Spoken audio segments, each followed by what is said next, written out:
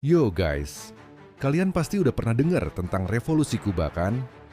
Tapi, sebenarnya apa sih yang bikin revolusi ini begitu besar dan legendaris? Di video kali ini, kita bakal bahas perjuangan Kuba yang bikin dunia gempar. Yuk, simak terus. Oke, jadi gini, sebelum revolusi Kuba terjadi, negara ini tuh dikuasai sama Fulgencio Batista yang jadi presiden, tapi sebenarnya lebih kayak diktator. Walaupun Kuba kaya banget karena industri gula dan pariwisata, gap antara si kaya dan si miskin tuh gede banget, bro. Banyak orang miskin di sana yang nggak merasain kemajuan. Batista juga kerja bareng sama Amerika Serikat, jadi dia tuh banyak dikontrol sama negara besar itu.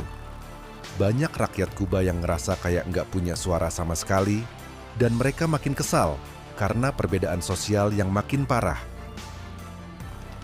Di tengah ketidakpuasan ini, muncul deh Fidel Castro, seorang pengacara muda yang punya visi besar buat Kuba. Castro ngerasa kalau Kuba harus bebas dari tangan orang luar, terutama Amerika. Dia pun mulai gerilya bareng temennya yang legendaris, Che Guevara, buat ngalahin Batista. Tahun 1953, Castro dan pasukannya nyerang Kasino Moncada yang dijaga ketat sama militer Batista. Sayangnya, serangan ini gagal dan banyak pasukan Castro yang ketangkep, termasuk Fidel Castro sendiri. Tapi, meski kalah, Castro nggak nyerah. Dia malah ditangkap dan dipenjara, dan selama di penjara, dia makin nyiapin strategi buat perang selanjutnya. Setelah dibebasin dari penjara, Castro kembali ke hutan, dan kali ini dia benar-benar siap perang. Castro mulai ngebentuk Gerakan 26 Juli, yang didukung banyak orang, termasuk Che Guevara yang jadi jenderal di revolusi ini. Mereka berdua sama-sama pinter ngatur strategi dan bikin pasukan Batista kewalahan.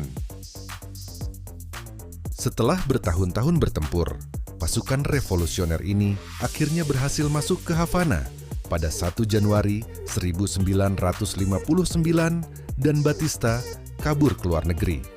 Castro akhirnya jadi pemimpin baru Kuba. Setelah menang, Fidel Castro nggak cuma jadi pemimpin, tapi langsung bikin perubahan besar-besaran di Kuba. Dia ngelakuin nasionalisasi, yaitu mengambil alih perusahaan-perusahaan besar, dan itu termasuk perusahaan milik Amerika. Castro juga mulai bikin reformasi sosial, terutama di bidang pendidikan dan kesehatan. Semua orang, bahkan yang miskin, bisa dapat akses pendidikan dan kesehatan gratis. Tapi, nggak semua orang senang dengan perubahan ini. Banyak orang yang pro-Amerika dan pro-kapitalisme ngerasa kebebasan mereka terancam. Amerika juga nggak suka sama Castro yang komunis, jadi mereka mulai embargo atau blokade Kuba, bikin ekonomi Kuba makin terpuruk.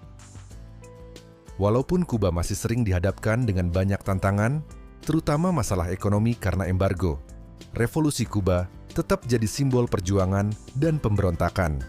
Banyak negara di dunia yang terinspirasi sama gerakan ini.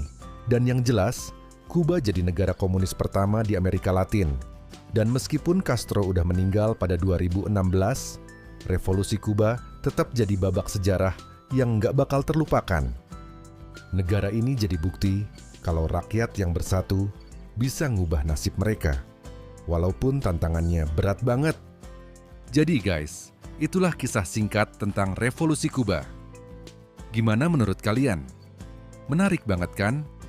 Kalau suka, jangan lupa like, komen, dan subscribe. Ya, kita bakal bahas sejarah-sejarah seru lainnya. See you!